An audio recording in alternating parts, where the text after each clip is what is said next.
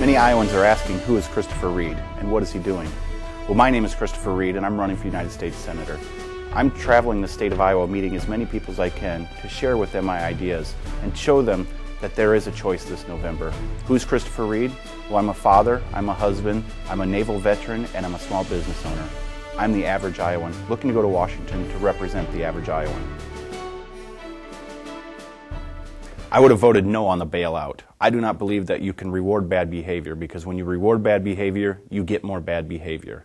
I don't think it's the United States government's point to go out and purchase mortgages of homes and get in the business of being the major shareholder of businesses. To me, that's socialism.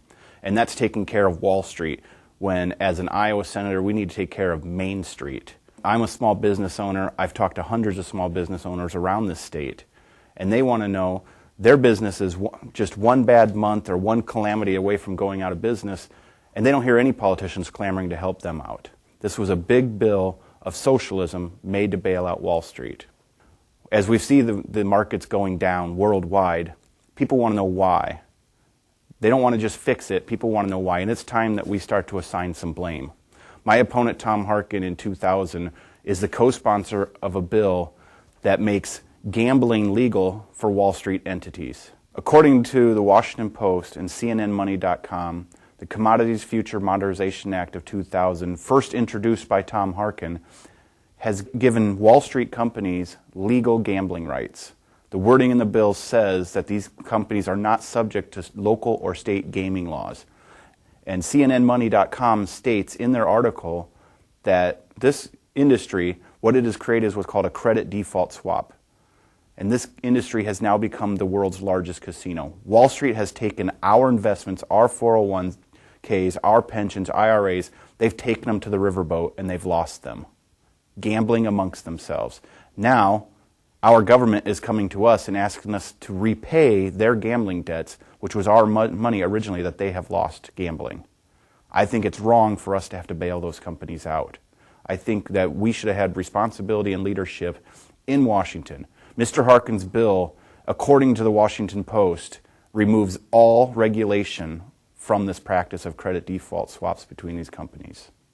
This bill that Mr. Harkin put into committee never made it out of committee because it was so preposterous and so outrageous. So he will claim, well, that bill never made it out of committee. But what he won't tell you is that later that year, that same wording from that same bill was snuck into a 11,000-page appropriations bill so no one would see it coming. And that is why we've created the need for a bailout, is because of this irresponsible behavior by Tom Harkin.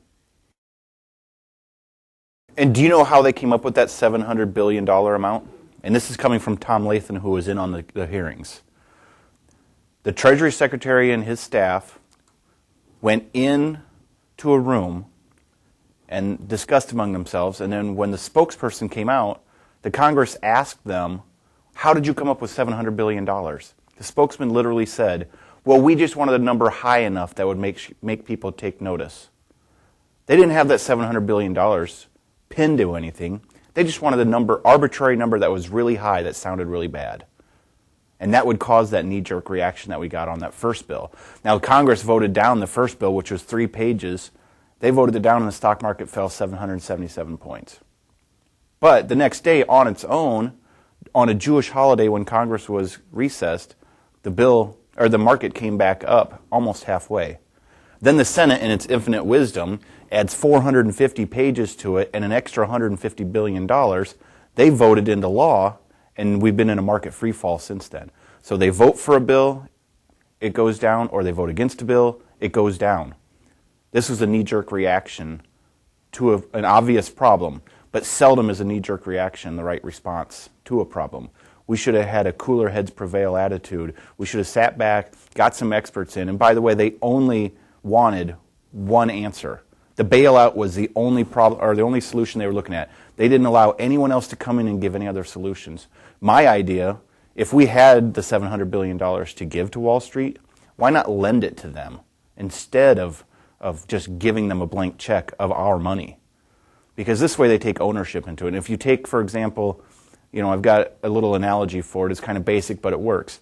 When your 16-year-old wants a car, if you buy the car for them, They don't take as good care of it. They're driving on gravel, they're letting their friends abuse it, they're eating in it, it's never clean. But if you make them buy at least a portion of that car or the whole car, they're in their driveway washing it every week, they're making sure their friends take care of it, it's getting taken care of because they have ownership in it, they have responsibility in it. That's what we should have done on Wall Street, is said, if you need the money, we will lend it to you, and you will pay the taxpayers back before any of your CEOs get their bonuses. This would make Wall Street become responsible because they're taking ownership in the problem. And if they want their bonuses again anytime soon, they're going to work to make sure the taxpayers are paid back soon. And that would have taken care of the bailout without the blank check that we, as taxpayers, would be writing to those companies. With the status quo in Washington now, as we see it, it may happen again. It could happen again. We need real leaders in Washington who understand what the word responsibility means. Not just personal responsibility, but responsibility to the taxpayers. I'm Christopher Reed, candidate for United States Senate, and I approve this message.